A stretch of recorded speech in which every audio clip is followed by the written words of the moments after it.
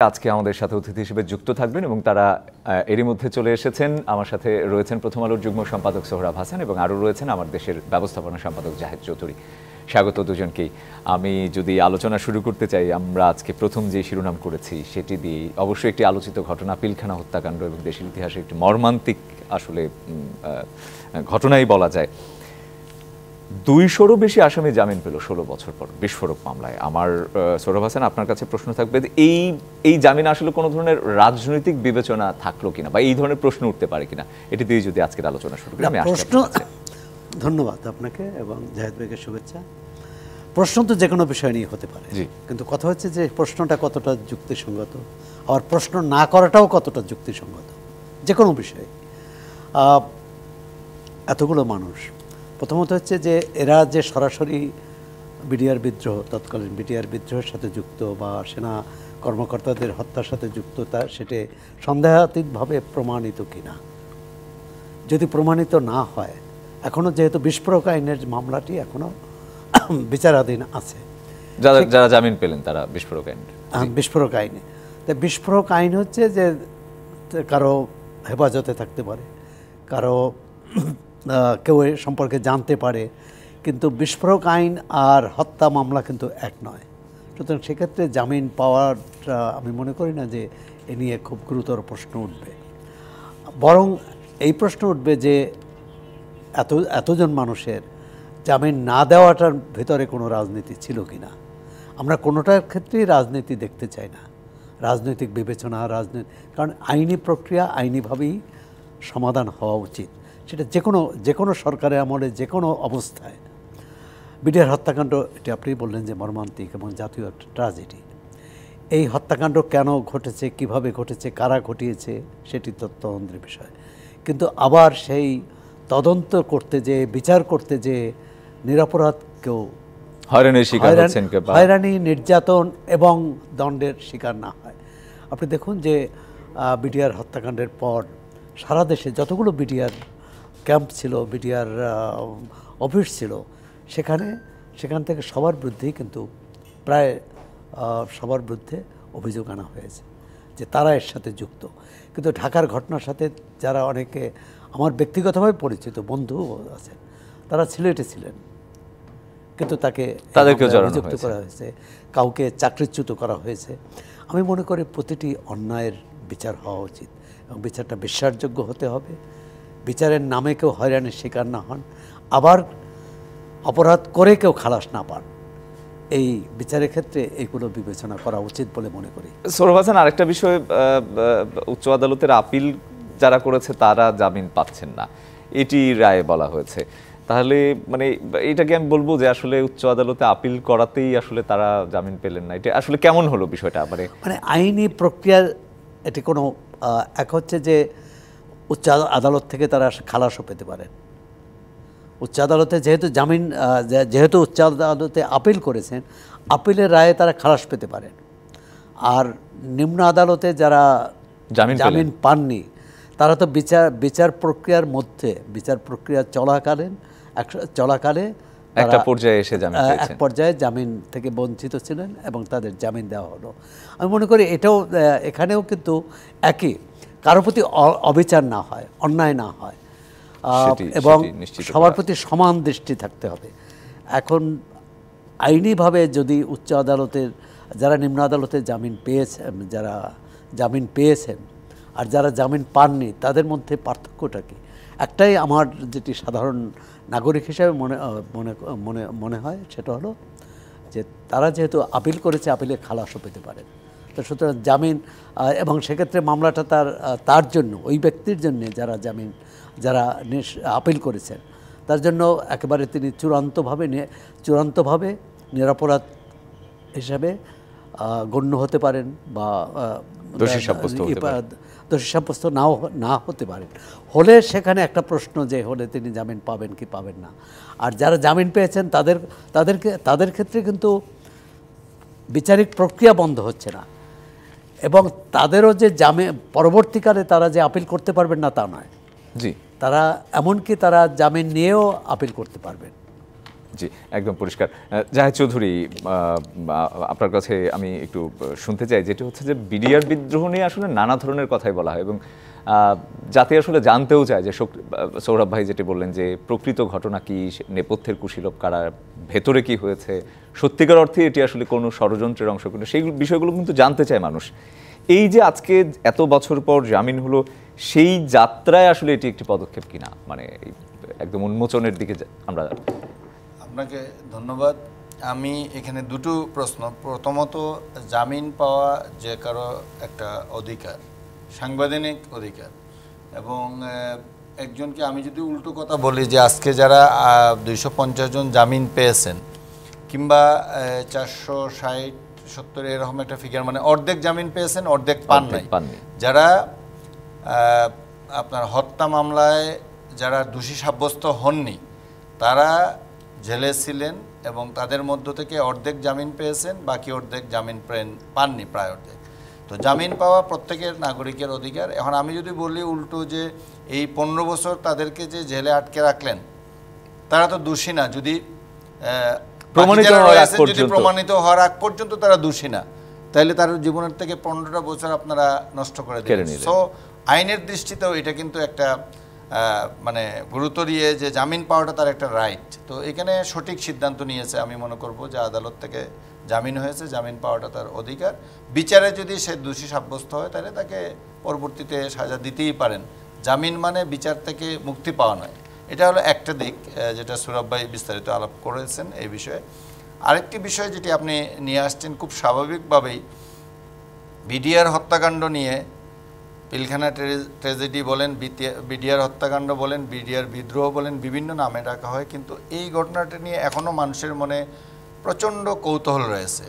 আমি যে পত্রিকায় কাজ করি, আমার দেশ পত্রিকায়, আমরা গত 3 দিন থেকে আমাদের ইউটিউব চ্যানেলে আজকে এটা শেষ পর্ব প্রচারিত হয়েছে। আমরা একজন ওই ঘটনায় বেঁচে যাওয়া একজন মেজরের জবানবন্দি আমরা প্রচার করেছি। এখানে অনেক বিষয় বেরিয়ে আসছে যে এটার, আমি বলবো না যে এর মাধ্যমে পুরো ঘটনাটা বেরিয়ে আসছে। উনি হয়তো ওনার দৃষ্টিতে, ওনার অবস্থান থেকে উনি এই ঘটনার সময় ছিলেন, আটকা পড়েছিলেন এবং মৃত্যুর মুখ থেকে বেঁচে আসছেন। ওনার অবস্থান থেকে হয়তো ওনার বক্তব্যগুলো উনি তুলে ধরেছেন, তবে এখানে অনেকগুলো ক্লু রয়েছে।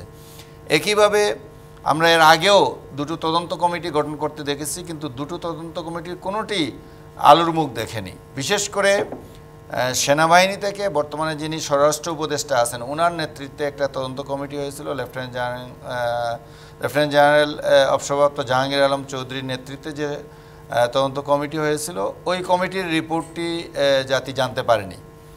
এবং আনিসুজ্জামানের নেতৃত্বাধীন আরেকটি যে বেসরকারি তদন্ত কমিটি হয়েছিল, বেসামরিক তদন্ত কমিটি হয়েছিল, সেই তদন্ত কমিটির রিপোর্টের ব্যাপারেও সরকার আনুষ্ঠানিকভাবে তেমন কিছু তখন বলেনি। এই গেল তদন্ত কমিটির রিপোর্টের বিষয়ে। এখন একটা তদন্ত কমিশন কাজ করছে, মেজর জেনারেল আলম ফজলুর রহমানের নেতৃত্বে একটা কমিটি কাজ করছে, একটা কমিশন কাজ করছে। এই 25 এবং 26 ফেব্রুয়ারি 2009 সালে যে পিলখানা ট্র্যাজেডির ঘটনা ঘটেছে, এটা আসল ঘটনা কি, এটা নেপথ্যের কাহিনী বের করার জন্য আমরা আশা করব যে বর্তমানে একটা মুক্ত পরিবেশ আছে, সরকারের পক্ষ থেকে কোনো চাপ নেই, কারো পক্ষে রিপোর্ট দেওয়া, কারো বিপক্ষে রিপোর্ট দেওয়া এরকম কোনো পরিস্থিতি নেই। সুতরাং তারা সঠিক কারণটি অনুসন্ধান করে বের করে আনবেন এবং এটা জাতির সামনে প্রকাশ করবেন যে এই বিডিআর হত্যাকাণ্ডের পিছনে, আমরা জানি যে এই হত্যাকাণ্ডে 57 জন সেনা অফিসার মারা গেছেন এবং মোট 74 জন মারা গিয়েছিলেন, পরবর্তী আহত অবস্থায় আরও কয়েকজন মারা যান। তো এত বড় একটি ঘটনা, এই ঘটনাটি ঘটার পেছনে কারা ছিলেন, সত্যি বিশেষ করে তখন যারা আওয়ামী লীগ, নবগঠিত আওয়ামী লীগ সরকারের সাথে যারা ছিলেন, তাদের একটা যোগসাজশ, তাদের কয়েকজন নেতার নাম তখন কিন্তু সাক্ষ্যতে, এই বিডিআর সদস্যদের সাক্ষ্যতে এসেছিল যে তাদের সাথে, বিশেষ করে আমি নামগুলো উচ্চারণ করতে পারি কারণ এগুলো তদন্ত কমিটিতে আসছে এবং ওই সময় মিডিয়াতেও আসছে, যেমন স্বরাষ্ট্রমন্ত্রী সাহারা খাতুন তৎকালীন তার সাথে মিটিং করেছিলেন বিডিআর সদস্যরা, ফজলে নূর তাপসের সাথে মিটিং করেছিলেন, জাহাঙ্গীর কবির নানকের সাথে মিটিং করেছিলেন, তুরাব আলীর বাসায় মিটিং হয়েছিল, এইরকম অনেকগুলো নাম আসছিল। তো এই যে মিটিংগুলার ঘটনা, এই মিটিংগুলোতে তারা বিডিআরের সদস্য থাকা অবস্থায় একটা বাহিনীতে, সশস্ত্র বাহিনীতে, একটা বাহিনীতে থাকা অবস্থায় তারা বেসামরিক লোকদের সাথে এইরকম রাজনৈতিক ব্যক্তিদের সাথে মিটিং করতে পারেন কিনা এটা নিয়েও কিন্তু প্রশ্ন উঠছিল তখন। জি জি। এবং এই ঘটনাগুলোর পিছনে যেমন আজকে কালকে সাক্ষাৎকার দিলেন উনি একজনের কথা বলছেন স্পেসিফিকলি যে শেখ ফজলেনুর তাপসকে তখন বিডিআর এর ডিজি করার একটা প্রস্তাবনা নিয়ে আসছে। আমি এই প্রসঙ্গে নিয়ে নিশ্চয়ই আপনার কাছ থেকে আরো শুনবো। আমাদের একটা বিরতির সময় হয়ে গেছে, ফিরে এসে এই প্রসঙ্গে আরো কিছুক্ষণ নিশ্চয়ই আলোচনা করব। আরআরএম স্টিল নিবেদিত সংবাদ সম্প্রসারণে একটা বিরতি নিচ্ছি, ফিরছি শিগগিরই, সঙ্গে থাকুন।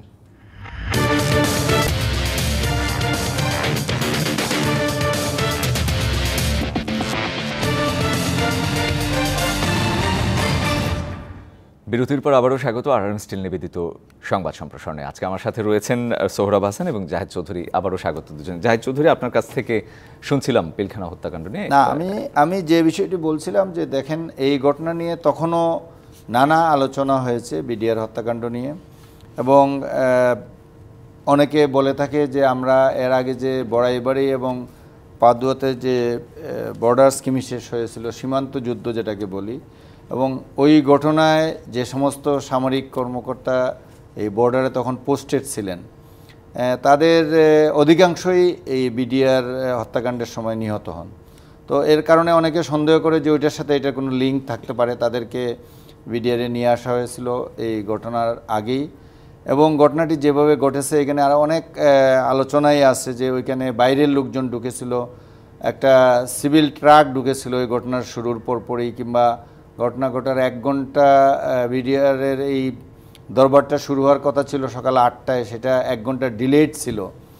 তারপরে আরও বিষয় আসে যেগুলো আসছে যে যখন আর্মি অপারেশন করতে চাইলো, র্যাব অপারেশন করতে চাইলো, তখন তাদেরকে কেন অপারেশন করতে দেওয়া হলো না?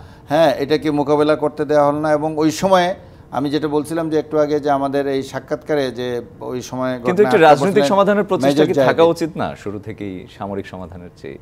যেটি না, সেটা আলোচনা হতেই পারে, কিন্তু এই সমস্ত সিচুয়েশনে আপনার এই ধরনের সিচুয়েশন, এই ধরনের বিদ্রোহ কিন্তু এর আগে নজির আছে বাংলাদেশে, যে আনসার বিদ্রোহ কিভাবে দমন হয়েছিল, আনসাররা কিন্তু একসময় বিদ্রোহ করেছিল, এগুলো দমন হয়েছিল। রাজনৈতিক আলোচনাও চলতে পারে, কিন্তু যখন আপনি দেখছেন যে আপনার 57 জন অফিসার, কিংবা এখানে 105 জন টোটাল অফিসার ছিলেন এখানে, তো 105 জন অফিসারকে এইভাবে জিম্মি করে ফেলা হয়েছে, তাদেরকে রেস্কিউ করা শুধু এটা নয়। দেখেন আপনি, এটা এখন অনেকটা স্পষ্ট, দিবালোকের মতো স্পষ্ট। আমরা যদি এই ইন্টারভিউগুলো অ্যানালাইসিস করি, তাদের কথাগুলো, বক্তব্যগুলো নেই, যারা ওই ঘটনার সময় ওখানে উপস্থিত ছিলেন, তারা স্পষ্ট করেই বলছেন যে ভিতর থেকে টেলিফোনে কমিউনিকেট হচ্ছিল সর্বোচ্চ পর্যায়ে।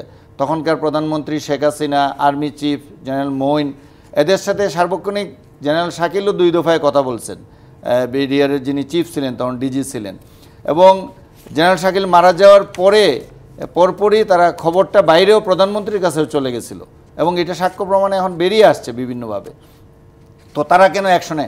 যখন আপনি দেখবেন যে আপনার একজন জেনারেলকে মেরে ফেলা হয়েছে, তখনও কি আপনি রাজনৈতিক সমাধানের আলোচনায় যাবেন? এবং এটা বারবার বলা হচ্ছে যে স্ট্র্যাটেজিক্যালি তারা বারবার বলছেন যে ভিতরে যে আর্মস অ্যামিউনিশন ছিল, এইটা বাইরে যারা প্রস্তুত ছিল তাদের জন্য এটা খুব, শুধু একটি মাত্র ব্যাখ্যা দেওয়া হয়েছে, ওই সময় দেওয়া হয়েছে, পরেও দেওয়া হয়েছে, কিংবা এখনও হয়তো তারা থাকলে ব্যাখ্যা দিতেন যে এটা একটা খুবই ডেন্স এরিয়া ছিল,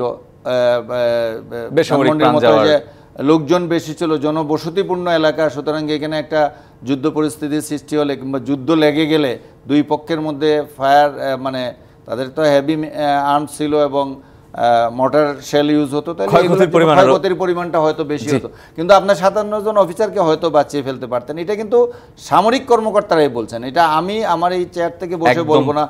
যারা এই সমস্ত বিষয়ে বিশেষজ্ঞ, তারা কিন্তু অনেক আলোচনায় এই বিষয়গুলো কিন্তু বারবারই নিয়ে আসছেন, একদম এই বিষয়গুলো বারবার নিয়ে আসছেন, একদমই পরিষ্কার। আমরা এখন আশা করব যে এখনকার যে তদন্ত কমিশন গঠিত হয়েছে, তারা একটা স্বাধীন পরিবেশে স্বাধীনভাবে এই ঘটনাটার নেপথ্যের কাহিনী এবং ওইখানে কার কি দায়, এটা অ্যাটলিস্ট নিরূপণ করে জাতিকে একটা ক্লিয়ার পিকচার দেওয়ার চেষ্টা করবেন। জি, সৌরভ হাসান, আপনার কাছে আবার আসতে চাই। তারেক রহমান একটি কথা বলেছেন, এই ধরনের কথা তিনি বা তার দলের নেতারা বারবারই বলছেন যে একমাত্র ভোটের অধিকারই আসলে জবাবদিহিতা নিশ্চিত করতে পারে। সেটি আসলে একটি ভোটের অধিকার আসলে কিভাবে সামনের দিনগুলোতে আসলে গণতান্ত্রিক পথে উত্তরণের ক্ষেত্রে জবাবদিহিতা কোন প্রক্রিয়া আসলে নির্ধারণ করবে, নিশ্চিত করবে, সেটি জানতে চাই। আর এর আগেও তো আমরা দেখেছি যে রাজনৈতিক সরকারের প্রতি মানুষের আসলে যতটা প্রত্যাশা ছিল সে ধারে কাছেও আসলে যেতে পারেনি প্রত্যাশা পূরণে, সেই ক্ষেত্রে আবারও কেন আস্থা রাখতে চাইবে আসলে রাজনৈতিক সরকারের প্রতি? না, আস্থা না রেখে কি করবে? তাহলে বিকল্প নেতৃত্ব তৈরি করতে হবে, কারণ রাষ্ট্র তো রাজনীতিকরা পরিচালনা করবে, সে যে দলই হোক, ডান বাম মধ্য যাই হোক না কেন, রাষ্ট্র পরিচালনার দায়িত্ব রাজনীতিকদের দিতে হবে। না হলে সেনা শাসন, না হলে এই এখন অন্তর্বর্তী সরকার, এর আগে তত্ত্বাবধায়ক সরকার ছিল, সেটা তো দীর্ঘস্থায়ী কোনো সমাধান না। হ্যাঁ, এটা বলতে পারেন যে এই তত্ত্বাবধায়ক ব্যবস্থা যে চালু হলো, এটা আমাদের রাজনৈতিক নেতৃত্বের ব্যর্থতার কারণে। পৃথিবীর খুব কম দেশে আছে, পাকিস্তানে আছে, যে নির্বাচন করার জন্য একটি অন্তর্বর্তী ব্যবস্থা, তত্ত্বাবধায়ক সরকার গঠন। হ্যাঁ, বাংলাদেশের রাজনীতিকরা পারস্পরিক যে আস্থা বিশ্বাস তৈরি করতে পারেনি, আর নিজেরা সৎ থাকতে পারেনি যে আমি ক্ষমতায় থাকি বা না থাকি। বিশেষ করে যারা ক্ষমতায় থাকেন তারা প্রশাসনের উপর কোনো প্রভাব বিস্তার করবে না, তারা পুলিশের উপর প্রভাব বিস্তার করবে না, তারা নির্বাচন কমিশনের উপর প্রভাব বিস্তার করবে না। এটি যদি হতো, আমরা করতে পারতাম 53 বছরে, তাহলে কিন্তু এত রাজনৈতিক সংঘাত, এত প্রাণহানি, এত অভ্যুত্থান, যে দেশে গণতন্ত্র থাকে সে দেশে গণ অভ্যুত্থান হয় না। গণতন্ত্রের জন্যই কিন্তু গণ অভ্যুত্থান। এখন যেটি বলছেন যে বিএনপির ভারপ্রাপ্ত চেয়ারম্যান বলেছেন যে ভোটের অধিকারী জবাবদিহিতা নিশ্চিত করতে পারে। ভোটের অধিকার অবশ্যই প্রাথমিক শর্ত, কারণ আমরা 4টা নির্বাচনে দেখেছি। কিন্তু ওই যে আপনি বললেন যে রাজনৈতিকদের প্রতি কীভাবে আস্থা রাখবে, ভোটের অধিকার অন্তত এটুক করে যে 5 বছর পর মানুষ ক্ষমতা বদল করার অধিকারটা রাখে এবং তিনি মানুষ সিদ্ধান্ত নিতে পারে কে ক্ষমতায় থাকবে না থাকবে, সেটি জনগণ ঠিক করবে। 5 বছর পর একটি নির্বাচন হলো, একটি সরকার খুব খারাপ করলো, তারপর জনগণ কিন্তু আমরা যে দেখেছি 91, 96, 2001 আর 2008, আমরা তো দেখছি যে ক্ষমতাসীন দলকে মানুষ ভোট দেয়নি, মানুষ ভোট দিয়েছে বিরোধী পক্ষকে। আবার ওই বিরোধী পক্ষ যখন ক্ষমতায় আসছে, তারা আবার একই আচরণ করেছে, যেটি হলো ভোট প্রথম পূর্ব শর্ত। না হলে তো আমরা ঠিক করতে পারবো না কারা ক্ষমতায় আসতে পারবে। ভোট দিয়ে এটি রায় নিতে হবে বা তাদের পক্ষে হতে হবে অবশ্যই সুষ্ঠু ভোট। কিন্তু সুষ্ঠু ভোট মানেই সুষ্ঠু। এই যে আমরা যে ভোট দেখেছি, বিশেষ করে গত 3 নির্বাচনে বা এর আগেও কোনো নির্বাচনে, সেটি তো ভোট না, সেটি হচ্ছে ভোটের নামে প্রহসন। এরপরে যে কথাটি আসছে এবং এতগুলো কমিশন হয়েছে, সেইখানে কিন্তু গুরুত্বপূর্ণ যে ভোট হলো, মানুষ যাকে চাইল সেই দলই ক্ষমতায় আসলো। তারপর ওই ক্ষমতাসীনরা বা ওই ক্ষমতাসীন সরকারটি আইনানুগভাবে রাষ্ট্র পরিচালনা করবে কিনা, ন্যায় নীতির ভিত্তিতে করবে কিনা, বিচার বিভাগের যে স্বাধীনতা সেটা নিশ্চিত করবে কিনা, সংবাদ মাধ্যমের যে স্বাধীনতা সেটা নিশ্চিত করবে কিনা, আইনসভা এবং নির্বাহী বিভাগ যে দুটি আলাদা প্রতিষ্ঠান সেটি নিশ্চিত করবে কিনা, এগুলো হচ্ছে পূর্ব শর্ত। এবং যে কারণে এতগুলো কমিশন হয়েছে এবং কমিশনের অনেক প্রস্তাবের সাথে, অনেক সুপারিশের সাথে আমরা একমত না হতে পারি, কিন্তু আপনি সার্বিকভাবে যদি দেখেন যে একটি জবাবদিহি নিশ্চিত করা প্রয়োজন। সেই জবাবদিহিটা আপনি কোনো আপনি আইনি বাধ্যবাধকতার মধ্যে দিতে পারেন যে এক ব্যক্তি 2বারের বেশি প্রধানমন্ত্রী হতে পারবে। এই জায়গাগুলো নিশ্চয়ই সংস্কারের আওতায়, নানা বিষয় আসলে সংস্কারের আওতায় আসবে। আমরা একদম বিরতির আগে 1 মিনিটের জন্য একটু জাহেদ চৌধুরী আপনার কাছে শুনে নিতে চাই এই প্রসঙ্গে, গণতন্ত্র। এই প্রসঙ্গে আমি আসলে টোটাল সংস্কার এবং নির্বাচনটা নিয়েই বলতে চাচ্ছিলাম যে এইটা যেটা হলো যে দেখেন, অতি সম্প্রতি যে 4টা কমিশনের সুপারিশমালা আমরা দেখেছি, তারা সুপারিশমালা দিয়েছে, এর মধ্যে মূল সংস্কার প্রস্তাবগুলো কিন্তু আমাদের সাংবিধানিক সংস্কার, সংবিধান সংশোধন কমিটি কিংবা তারা যে কমিশন যে প্রস্তাবগুলো দিয়েছে, এটাই হলো মূলত আমাদের এইটাকে কেন্দ্র করেই অন্যগুলোর সাথে এরও একটা সম্পর্ক আছে। তো আমার মনে হয় যে এখানে খুব স্পষ্ট একটা সুযোগ রয়েছে, যেটা বিএনপির ভারপ্রাপ্ত চেয়ারপারসন বলেছেন, ভোটের অধিকার নিশ্চিত করা এবং দ্রুত নির্বাচন বারবারই বলছে, বারবারই চাচ্ছে। এটা যেমন সত্য, পাশাপাশি আমি মনে করি যে সংস্কারের যে প্রস্তাবগুলো নিয়ে আসা হয়েছে, এখানের ক্ষেত্রে কিন্তু রাজনৈতিক দলগুলো, মূল স্টেক হোল্ডার রাজনৈতিক দলগুলো কিন্তু এই ব্যাপারে অনেক ক্ষেত্রেই ঐকমত্য প্রতিষ্ঠিত হয়েছে রাজনৈতিক দলগুলোর মধ্যে, এখন যারা বাংলাদেশে মূল স্টেক হোল্ডার এবং আছে। তো যে সমস্ত বিষয়ে ঐকমত্য প্রতিষ্ঠিত হয়েছে স্টেক হোল্ডারদের মধ্যে, সরকারও বলছে যে ফেব্রুয়ারি মাসে এসে তারা এগুলো নিয়ে রাজনৈতিক দলগুলোর সাথে স্টেক হোল্ডারদের সাথে আলোচনা করবে, আলোচনার মাধ্যমে একটা চার্টার প্রণয়ন করবে। এই চার্টারের ভিত্তিতে আগামী নির্বাচন হবে এবং নির্বাচনের মাধ্যমে যারা ক্ষমতায় আসে তারা দেশ পরিচালনা করবে। এখানে কোয়েশ্চনটা হলো যে ঐকমত্যের ভিত্তিতে যদি এই ব্যাপারে একটা কনসেনসাসে পৌঁছতে পারে বর্তমান অন্তর্বর্তীকালীন সরকার, তাহলে খুব স্বাভাবিকভাবেই পরবর্তীতে যারা নির্বাচিত হয়ে আসবে তাদেরকেই কিন্তু এটা সংবিধানে অন্তর্ভুক্ত করতে হবে। এখন আমরা যেমন করে একাদশ সংশোধনীর সময় বিচারপতি শাহাবুদ্দিন আহমদকে তত্ত্বাবধায়ক সরকার প্রদান করে নির্বাচন করার পর নির্বাচিত সংসদ এসেই কিন্তু ওনাকে রেটিফাই করেছিল। 11 অ্যামেন্ডমেন্টটা তারা করেছিল যে উনি যে চিফ জাস্টিস থেকে তত্ত্বাবধায়ক সরকার প্রদান হলেন, আবার চিফ জাস্টিস পদে ফিরে গেলেন। একই প্রক্রিয়ায় কিন্তু এখন এই কাজটি করতে হবে, যে সবাই মিলে একমত হবে। আমি নিশ্চয়ই আপনার কথার সাথে একমত। রাজনৈতিক ঐক্যমত্য আসলে একটি গণতন্ত্রের জন্য বা গণতান্ত্রিক পথে উত্তরণের জন্য আসলে নিশ্চয়ই ভীষণ জরুরি। এই প্রসঙ্গেই থাকবো আমরা, আবারও আপনার কাছে ফিরবো একটা বিরতি থেকে ফিরে এসে। RM স্টিল নিবেদিত সংবাদ সম্প্রসারণে আরেকটা বিরতির সময় হয়ে গেছে, সঙ্গে থাকুন।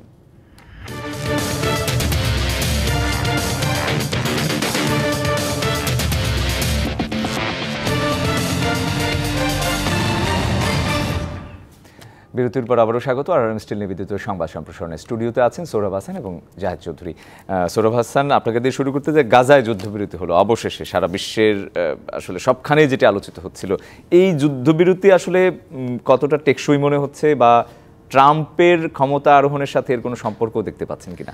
না, কিছুটা তো মনে হয় যে ট্রাম্পের এক হচ্ছে ট্রাম্প কোনো যুদ্ধ চায়নি। ট্রাম্প আমেরিকার বাইরে, যদিও ইসরায়েলকে দৃঢ়ভাবে সমর্থন করেছে, এমনকি তার রাজধানী জেরুজালেমের রাজধানী পরিবর্তন করেছে বিগত সময়ে।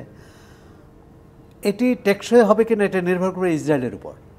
কারণ হামাস বা ফিলিস্তিনিদের তাদের কোনো শক্তি নাই যে ইসরায়েলের উপর হামলা করবে। তারা আক্রান্ত হয়ে আসছে 70 বছর ধরে, একটা জনগোষ্ঠীকে প্রায় নিশ্চিহ্ন করে দিয়েছে, এবং তার পেছনে আমেরিকা। মানে এটা তো আপনি দেখেছেন যে আমেরিকান একজন বিশেষজ্ঞ বলছেন যে ব্লিংকেনকে, যে পররাষ্ট্রমন্ত্রী, তাকে এটা তাড়িয়ে বেড়াবে এই গাজার গণহত্যা। আপনি একটা পুরো জনপদকে নিশ্চিহ্ন করে দেওয়া, মানে ধূলিসাৎ করে দেওয়া, তার কোনো ধরনের আন্তর্জাতিক নিয়ম আইন, কোনো ধরনের এত বড় অপরাধ এই 21 শতকে হতে পারে, এবং সেটা নিশ্চয়ই 15 মাস ধরে কি বলে নির্বিচারে হত্যা, নির্বিচারে হত্যা, এবং বিশ্ব এক ধরনের নীরব, মানে সাধারণ মানুষ, শান্তিকামী মানুষ, তারা প্রতিবাদ করেছে, লেখক, শিল্পী, সাংবাদিকরা করেছে। আর অনেক সাংবাদিক বন্ধু আমাদের সেখানে রিপোর্ট করতে যেয়ে, ছবি তুলতে যেয়ে মারা গেছেন।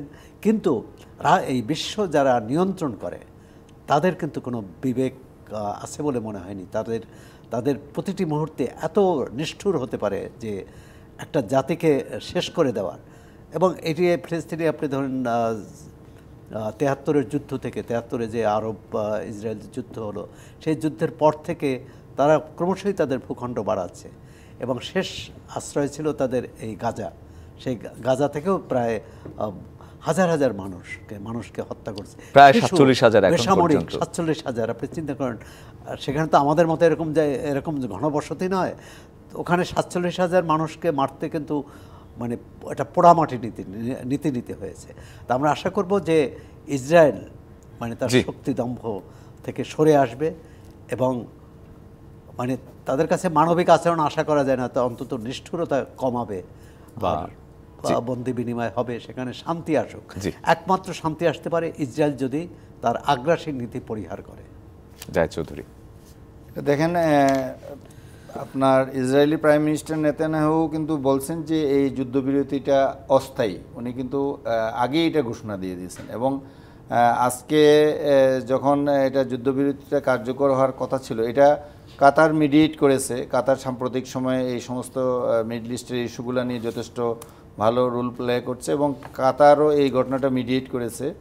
তো আপনি যেমনটি বললেন যে ৪৭,০০০ নিরীহ সাধারণ মানুষকে হত্যার পরে এরকম একটা যুদ্ধবিরতি কার্যকর হয়েছে এবং এটা কতটুকু টেকসই হয় এটা দেখার বিষয়। এটা আমরা জানি যে ২৩ সালের অক্টোবরে এই ঘটনার সূত্রপাত হয়েছিল, এরপর থেকে একের পর এক তারা নির্বিচারে হত্যা চালিয়েছে। এখানে দুটো বিষয় আমি একটু উল্লেখ করতে চাই। একটা হলো যে দেখেন আমাদের সৌরভ ভাই যেমনটি বলছিলেন যে বড় রাষ্ট্র যারা আছে তারা কিন্তু সারা বিশ্বের বিবেকবান মানুষ এটার প্রতিবাদ করেছে, কিন্তু যারা মূল স্টেক হোল্ডার তাদের মধ্যে কোনো বিকার দেখা যায়নি, তাদের কোনো বিবেক কাজ করেছে বলে মনে হয়নি। এটা একটা বিষয়। পাশাপাশি আমি আরেকটা বিষয় বলবো, মুসলিম বিশ্বের যে উদাসীনতা এটা চোখে পড়ার মতো জি। এবং আরব বিশ্ব এবং টোটাল মুসলিম বিশ্ব, ইভেন আমি এখানে এই সমালোচনাটি করতে চাই যে বাংলাদেশেও যারা ধর্মভিত্তিক রাজনীতি করেন কিংবা ধর্মকে কেন্দ্র করে নানা কথাবার্তা বলেন, তাদেরকেও কিন্তু আমরা সেই পর্যায়ে সোচ্চার হতে দেখিনি। এই যে নির্বিচার গাজায় গণহত্যার বিষয়ে এরকম সোচ্চার হতে দেখিনি। বিভিন্ন ইস্যুতে তারা কিন্তু মিছিল, মিটিং, সভা সমাবেশ অনেক কিছুই তারা করছেন, কিন্তু এটা যেন এই জুমার খুতবায় এক লাইন ফিলিস্তিনিদের কথা যেন সবাই ভুলেই যায়, অনেকটা যেন ভুলেই যায়, এত বড় একটা ঘটনা। এটা কিন্তু আমাদের মুসলমান হিসেবে আমাদের এখানে এই ঘটনাটি খুবই দুঃখজনক যে আমরা বিশ্বব্যাপী এর প্রতিবাদটি হয়নি। আমি আরেকটা বিষয় আপনাদের বলতে চাই, আমি আমেরিকায় একটা লম্বা সময় অবস্থান করছিলাম, এখানে অনেকগুলো ইউনিভার্সিটিতে গেছি। ওই সময় আমি দেখেছি ওই সমস্ত ইউনিভার্সিটির মেইন ক্যাম্পাসে বিভিন্ন ফ্যাকাল্টিতে তারা প্যালেস্টাইনিদের পক্ষে ব্যানার টাঙিয়ে রেখেছে, কিন্তু আমি বাংলাদেশের ঢাকা বিশ্ববিদ্যালয়ে ওই সময় দেখি নাই, জাহাঙ্গীরনগর, রাজশাহী বিশ্ববিদ্যালয়ে দেখি নাই। মানে প্রতিবাদের লেভেলটা আমি বলছি যে আমাদের মুসলমানদের তরফ থেকে যে পর্যায়ে হওয়া দরকার ছিল সেটা হয় নাই, বরং অমুসলিম যারা বিবেকবান তাদেরকেই বরং রাস্তায় হাজার হাজার মানুষের মিছিল করতে দেখেছি আমরা প্রতিনিয়ত। খোদ মার্কিন যুক্তরাষ্ট্রে আমরা দেখেছি গ্রেফতার, অসংখ্য শিক্ষার্থী সেখানে তাদেরকে বিশ্ববিদ্যালয় থেকে বের করে দেওয়া হয়েছে, বহিষ্কার করা হয়েছে বিভিন্ন জায়গায়, এবং এটা নিয়ে অনেক ঘটনা ঘটেছে। নিশ্চয়ই এই বিষয়গুলো সামনের দিনে আমরা আরো বেশি দেখতে পাবো, আরো বেশি বিবেকবান মানুষের আসলে আরো বেশি কথা শোনা হবে। দুজনকে অসংখ্য ধন্যবাদ সংবাদ সম্প্রসারণে আজকে আমাদেরকে সময় দেওয়ার জন্য। এই ছিল আরআরএম স্টিল নিবেদিত সংবাদ সম্প্রসারণ। ডিবিসির সঙ্গেই থাকুন।